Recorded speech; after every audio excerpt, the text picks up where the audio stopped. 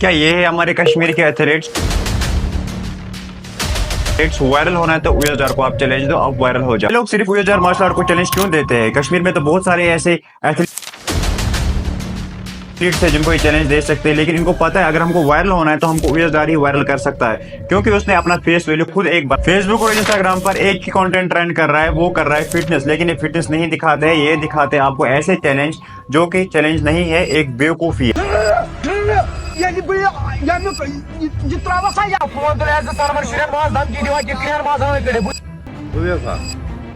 कश्मीर में अपने आप को एथलीट बोलने वाले इनको वायरल करने में यूएसआर का बड़ा हाथ है।